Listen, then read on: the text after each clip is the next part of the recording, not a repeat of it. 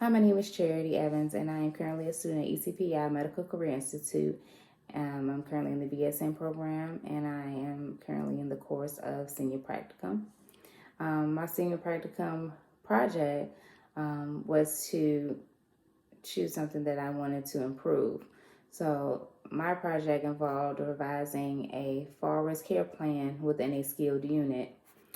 In this unit in which I work, we care for individuals that may be post-surgery. They may experience confusion, exhibit general weakness, unable to ambulate normally, and maybe prescribed new medications that they are not fully aware of how they affect them. The overall care plan already included positive fall risk interventions, so I decided not to remove them at all. However, I did add several interventions which I learned a lot from through the evaluation process, and made suggestions for future beneficial additions to the unit. My mentor, who is currently the unit manager, which also aided in providing insight throughout the entire project as well. Although the current care plan included positive interventions, it also had room for growth in a positive direction. The original care plan involved interventions involving anticipating the patient's needs, assistive devices that may be needed, educating the patient on the use of call bell, being sure that the call bell remains in reach at all times, encourage compliance with rehab sessions, ensure appropriate footwear at all times, if that be non-skid socks or shoes, ensuring that the environment is always clutter-free, and specifying any distractive activities that could minimize the potential falls. Another beneficial intervention that would be in place if we were to have visitors or family, we would educate the patient and their family or caregiver on safety measures and what should be done if the patient experiences a fall. Right now, since we're not having visitors, we currently do that over the phone and at discharge planning. Also, the patient's care plan could also include verbal cues on change of position slowly to minimize or eliminate orthostatic hypertension, as well as evaluating and updating their care plan as needed. The facility already follows the AHRQ policy or recommendations, and that is the Agency of Healthcare Research and Quality.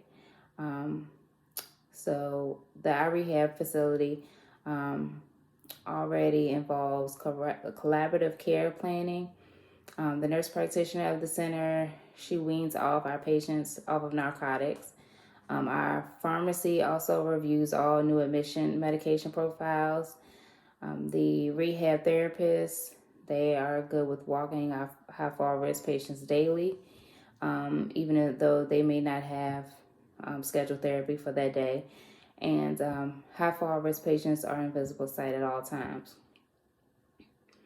Revision of the care plan involved adding additional evidence-based interventions to aid in improving the overall outcome for our fall risk patients. Fall risk indicators on doorways. We did having patients sit in stable chairs instead of wheelchairs. We did rounding logs and also assigned sitters to the high fall risk patients. And these were the interventions in which I included in the revised care plan. Another intervention that was involved was individualizing plan of care, which is important because no two people are totally the same. So one care plan would not fit another person as well as will the other person. So the intervention involving having a patient sit in a stable chair with armrests versus a wheelchair involved evidence-based background that involved a conducted study. So this study showed that when it comes to wheelchairs, all patients are not fully aware of how to properly use them. About 45% of the participants involved in the study were only found to be able to propel their wheelchairs, while 4% were able to propel them independently, and none of them were able to unlock the chairs without assistance. These participants were not trained on their wheelchair properly or wasn't also fitted to the wheelchair properly.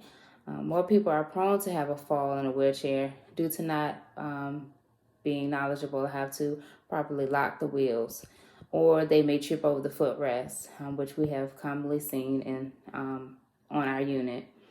With consideration of these findings, wheelchairs can be posed as a restraint. When pertaining to random logs, they should be placed within the room or the doorway, and rounding was decreased when the patient was sleeping safely to try to reduce the risk of trying to wake them up.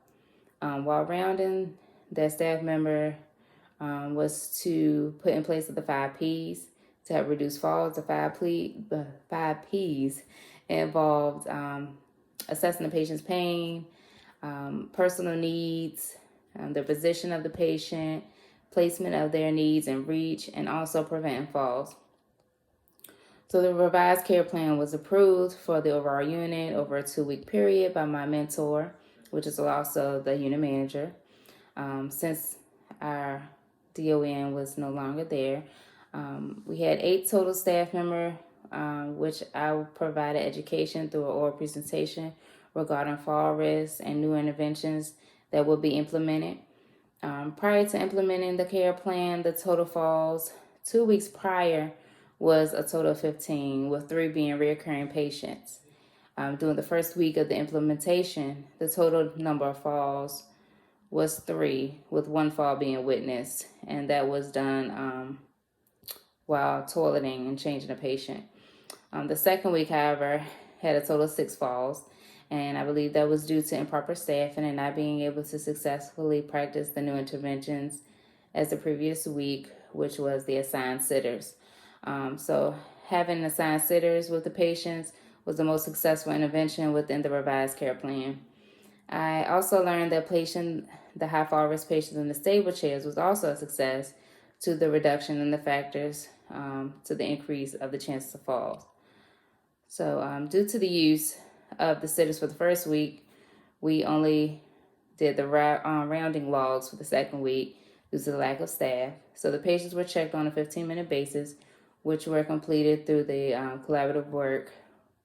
The rounding checks were completed by the doctors when they were doing their rounds, therapists that may just been walking by, nurses, our CNAs, managers, housekeeping, and any other staff that may have been passed in the room that was already had the indicator on their doorway for the fall risk.